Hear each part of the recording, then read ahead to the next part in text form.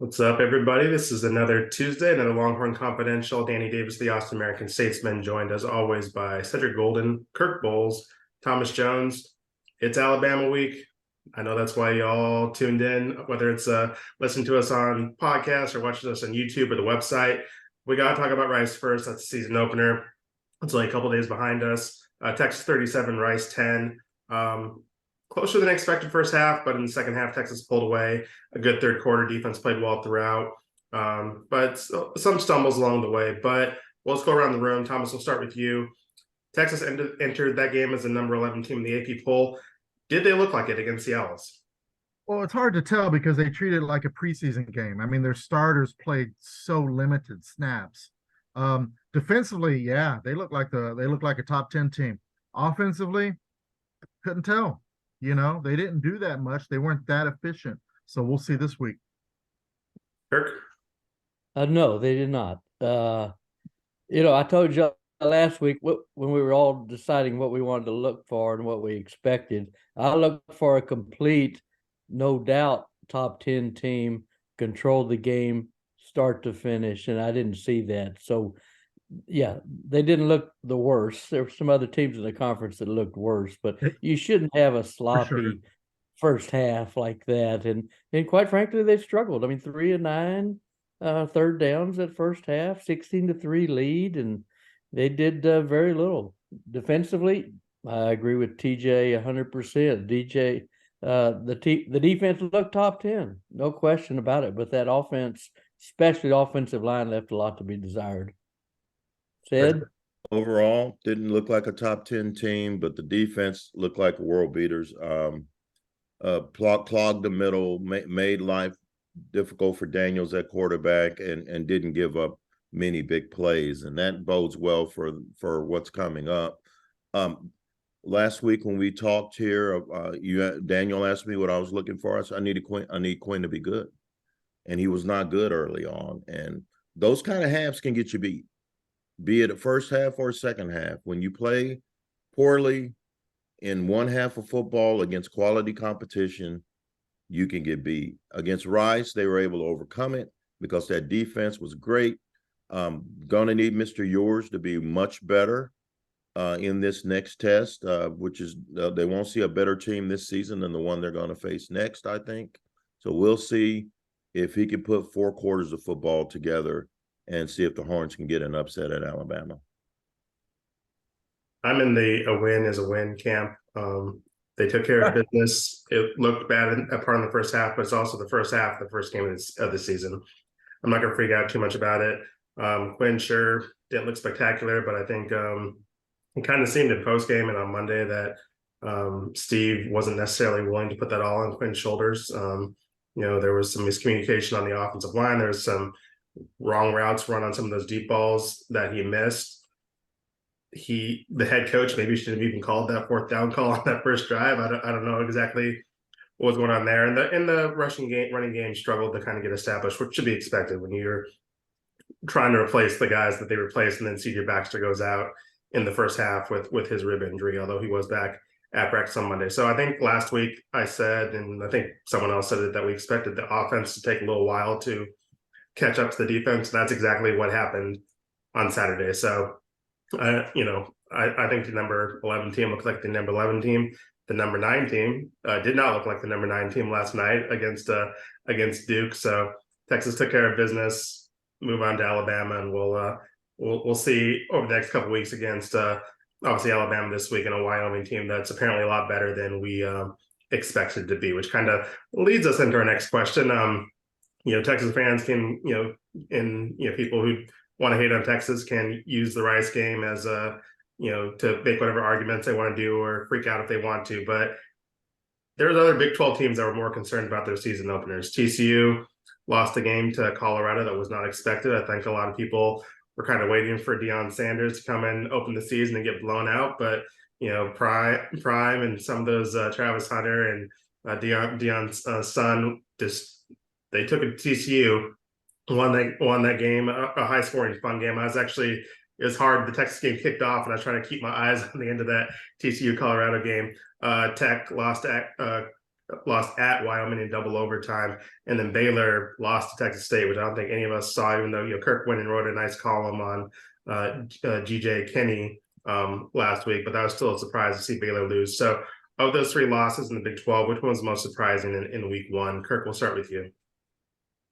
I really thought it was TCU. I thought Colorado was a team with 86 new players that might win 3 games this year. And maybe they still will, but they sure as heck didn't look like it. I mean, to have 4 receivers go over 100 yards in the first game when, he's had, 4 or 5 months to work with this team, and not 5 months in a row. I'm talking spring training and then into August. So, I mean, it was a hell of a feat by Dion. I got to give him credit, but just terrific game, especially defensively for TCU. Some of the worst tackling I think I've ever seen. And, Sonny Dykes, the toast of the town last year, he took a huge step back and was very apologetic to his fan base, which he should have, because I thought that was just an atrocious performance by TCU. Is that your thoughts? I agree with Doug. You can't beat a number 17 team. You can't be the number 17 team in the country at home and give up a 45 spot to some guys who have never played together. I know Prime is a great marketing thing, and he's got a movement going, and he's been in the headlines.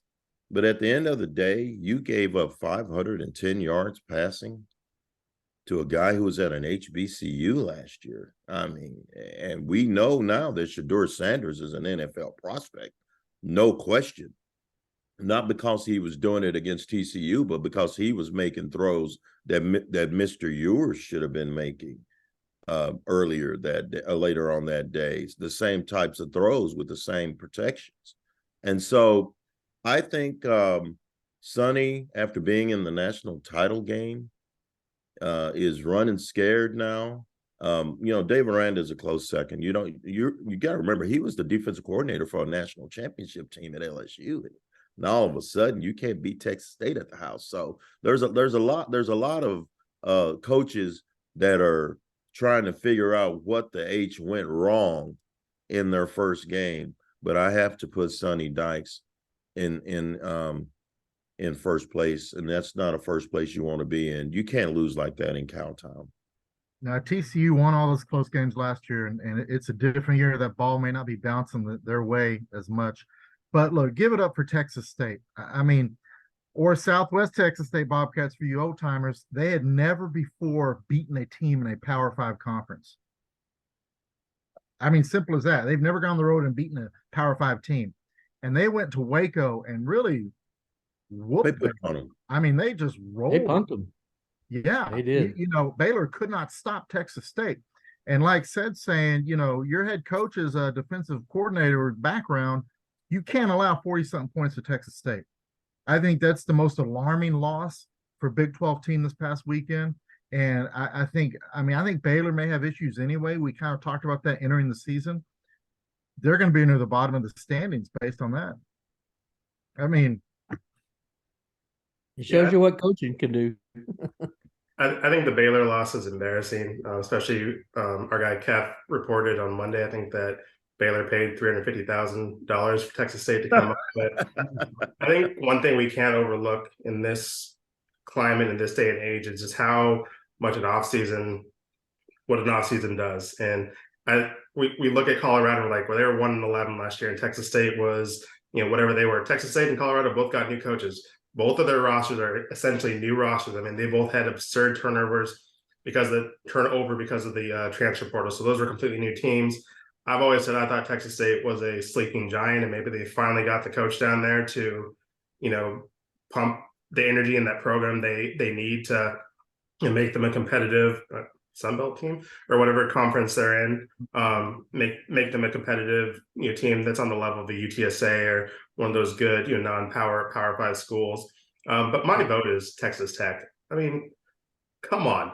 We were talking on this podcast last week about the commissioner going up there and running his mouth about Texas and looking at you, coach. You got to take care of business, blah blah blah. I think the Dallas Morning News during the offseason wrote a story about Joey and how they may be the new Alabama, and this Texas Tech team is supposed to be making a big jump. And then they go to Wyoming. Yes, it was on the road, and lose to an all right Mountain West team. I mean, no Texas fan before the season thought that Wyoming game was going to be close. None of us did, but now all of a sudden we're having to rethink what we think about Wyoming because of how they played against Texas Tech. And so I think Texas Tech, in my mind, had the bigger expectations of the three teams that lost this weekend. I personally thought TCU was overrated. I didn't think they deserved to be in the preseason poll, regardless of what they did last year. And I think Baylor's going to struggle this year. But that Texas Tech team, this is a team that's supposed to maybe contend with Texas and Kansas State for a Big 12 championship this year, and you get embarrassed on the road against the Mountain West team, and that was unacceptable in my point of view. But three not great losses for those teams, most definitely. Although maybe in a couple weeks, if Prime and the Buffaloes keep doing their thing, we won't look so down on TCU in that loss. And at least TCU entertained us. If you were in Fort Worth, you had fun at that game. You may have left angry, but you had fun. You got your money's worth. That was a good game. Wyoming plays good at home. They're a good home team, and they got a really good quarterback. And Texas is going to see them in 10 days. So, maybe they're a little better than we thought too. But if Texas beats them by 30, then Tech Nation is really going to have to look at itself in the mirror and think, what are we doing here? No question. Everything may not run through Lubbock except tractors. Except for the commissioner. All right, let's move on to the Texas Alabama game. Obviously, this is kind of one that Texas fans, media, maybe the players, even though they won't admit it, every game's the same to them. Apparently, if you ask them, this is the one that's been circled on the calendar since it was agreed to a few years ago. Saturday at 6 p.m. at Bryant-Denny Stadium. Texas is still number 11 in the AP poll. Alabama moved up to number 3. Like I said, the players are all kind of being a little cliche. The coaches are all, Steve is saying the right things. This is just the next game on the schedule. It means the same as Wyoming next week and as Rice last week, but we know that's not the case. I'm going to ask Kirk for you to start off with. You asked a couple players yesterday at media availability. Is this a statement game? And yeah, if Texas wins, what would that mean for Texas? And if they lose at the same time, what does that mean for this program and where in the direction that it's heading? Well, two things. It's definitely a measuring stick. We thought last year was a measuring stick when they came so close, made a difference of maybe 5 plays, that any one of those, Ryan Watts gets a sack, the tip field goal by Will Anderson, the safety, non-safety, they were like, and Quinn Ewers' injury, obviously, but it was that close a game. But it is a measuring stick. It is a statement game, no matter what they say. And I was very bemused when all the players are saying, but we treat every game like it's championship week and we're playing for a championship, which is very ironic since they haven't played for a championship in nearly 15 years. So I'm not sure they know that feeling yet. But Steve Sarkisian needs a signature win. He needs one so bad. The only one I can even think of is, Oklahoma last year in the Cotton Bowl, and that was a crappy Oklahoma team. It finished 6 and 7. Not Texas's fault. When you're 14-12 and you don't have that big win, it's not okay to just play him close. If he's truly going to get over that hump, this is the kind of game he needs to win. If he loses, acceptable. Don't get blown out. Don't get embarrassed.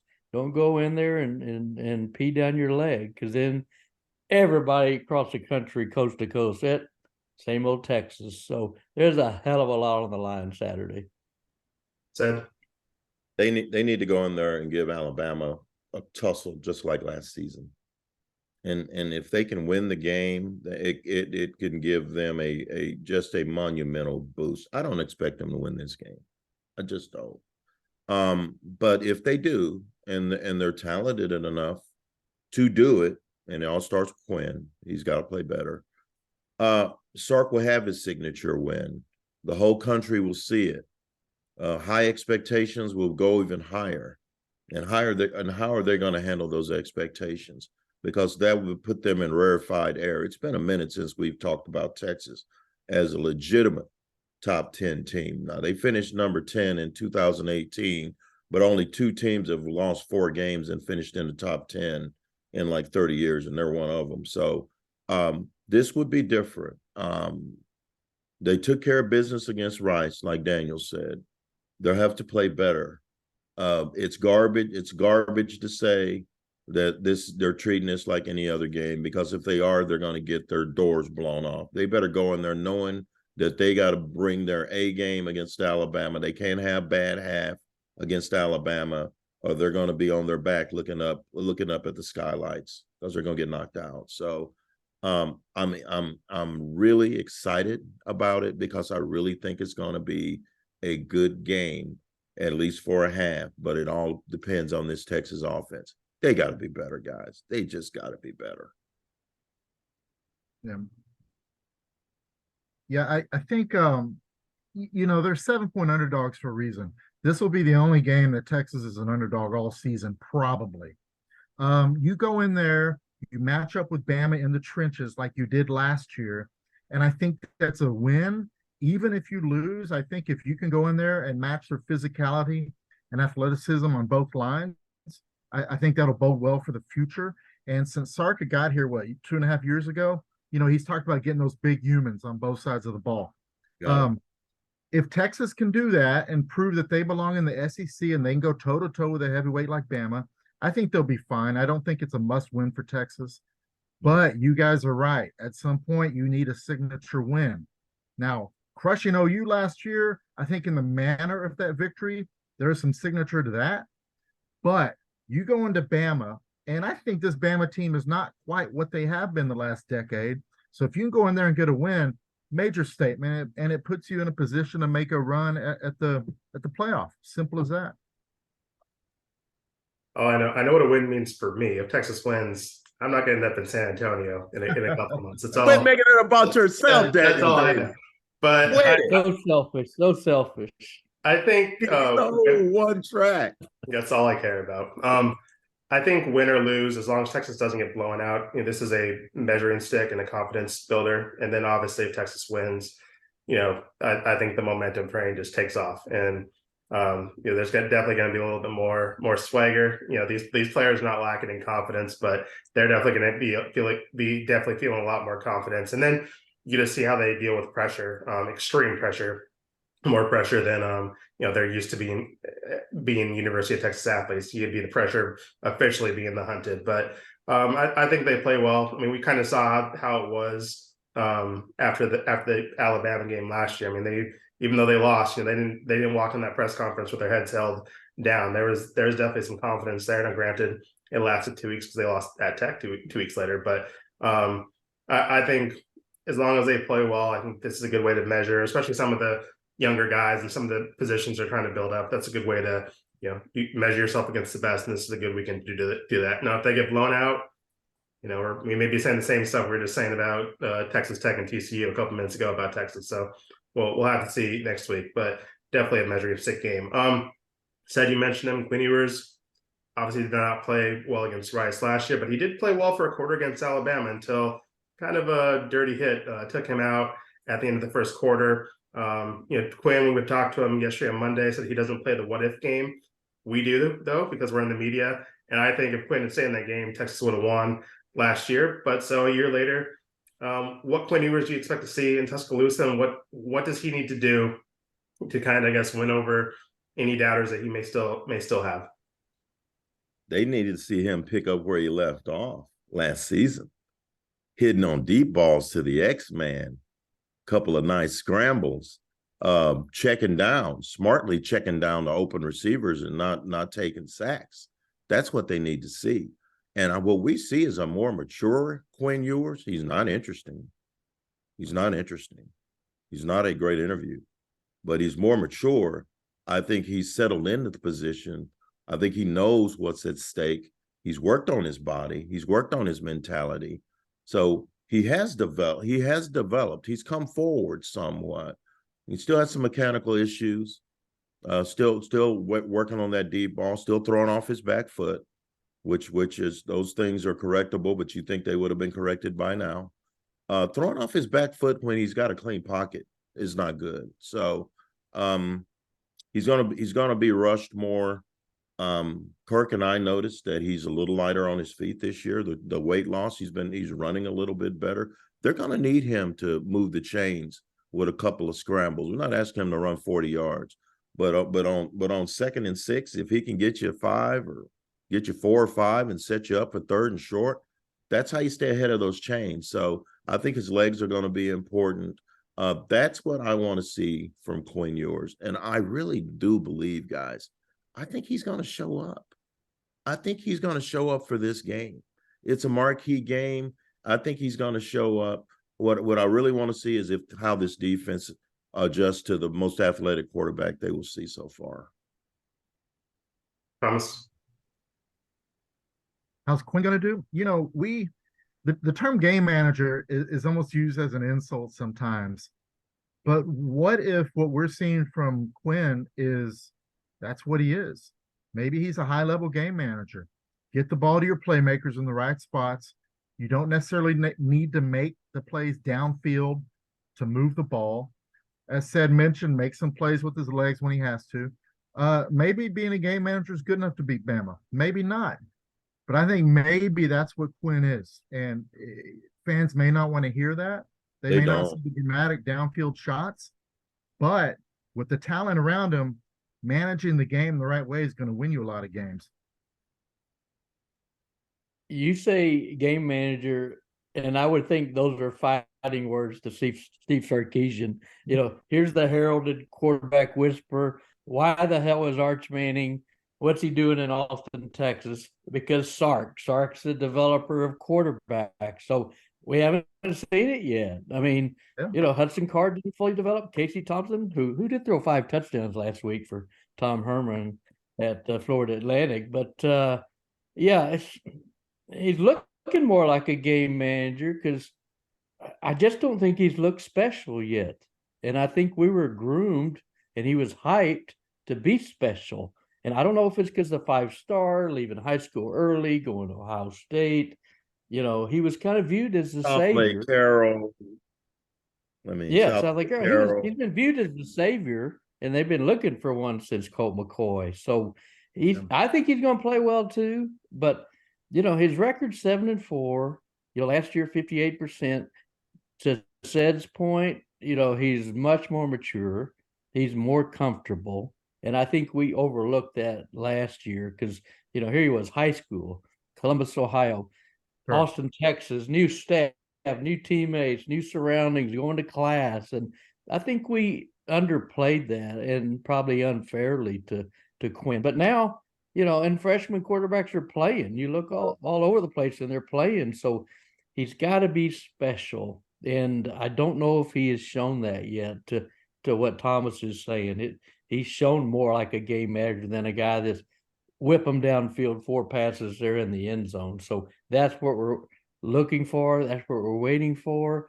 And the unspoken thing is, boy, Malik Murphy sure looks good. He sure has a strong arm. And, well, I bet he would be hard to bring down in the open field. So that's kind of the unspoken thing until Quinn proves I'm a big game player and a big game winner. Who's the last game manager to be projected as the number 8th overall pick in the NFL draft? Yeah, but he's not the 8th pick, is he? No. Does anybody here think he's the 8th pick next spring? I do not. I do not either. But the season's early. I might stick Shedeur Sanders in there instead of. Yeah, it might be different come December, but right now. No. Because I don't know. Danny, I'll ask you this. Is there one thing or 2 things that Quinn Ewers does that, boy, that's special. That's elite. Have you seen that out of him yet, Danny? Not yet, but as you said, I think we maybe put a little bit too much pressure on Quinn for the age he was. I mean, he was 18 last year, whatever age he was. At some point, the training wheels had to come off, and maybe that's this week.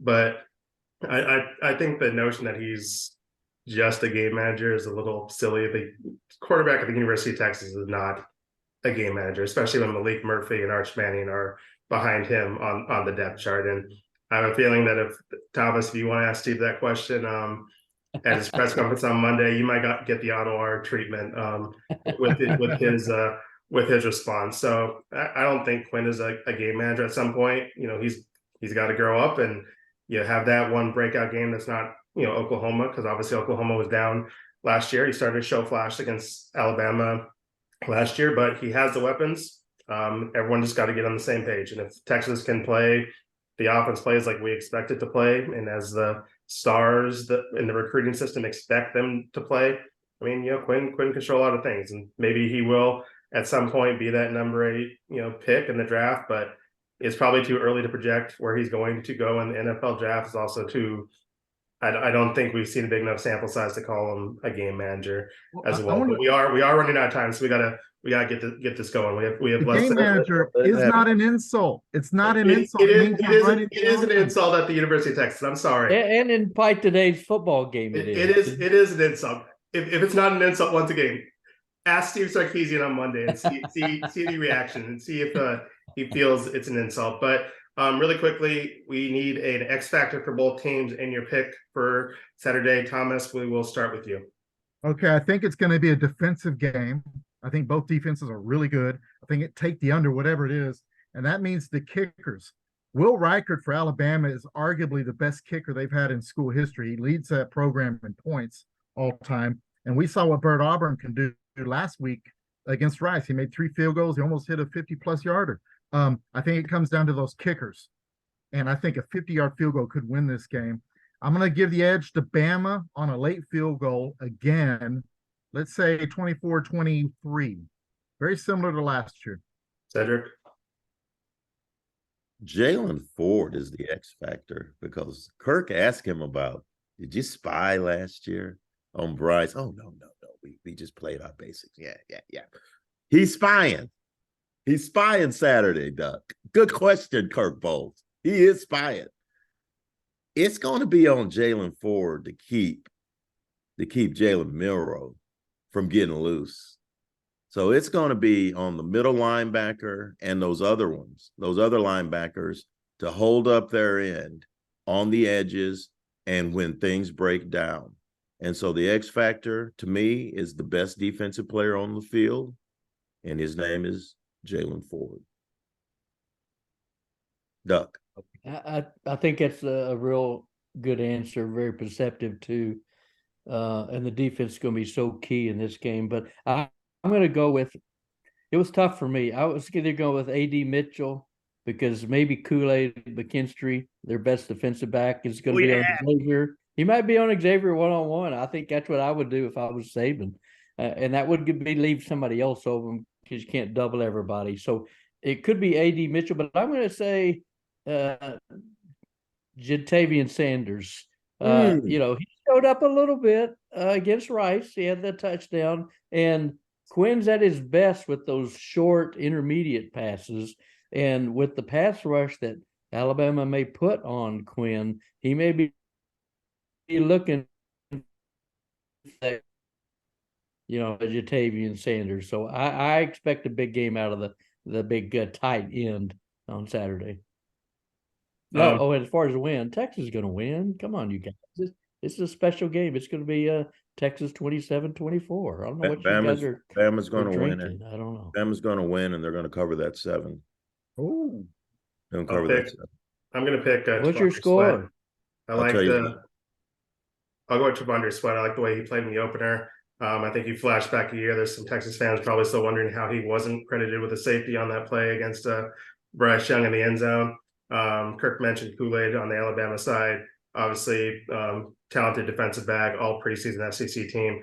It's going to be fun to see whatever Texas receiver he ends up lined up against. Those are going to be some fun battles, and see if he can continue to do what he does and maybe shut down one side of the field, whichever side he ends up defending. And I am also picking Alabama. Obviously, home field advantage. I think they're better than Texas right now, but I expect a close game. I'm not picking a walk-off field goal or anything like that, but I think it will be a close, competitive, good game for everyone who tunes in on ESPN. If you're still able to watch ESPN in the Austin area. Oh my God, it's rough, man. It's rough on sports fans right now. Come on, House. Get it together, House. Cut the cord, y'all. Come on.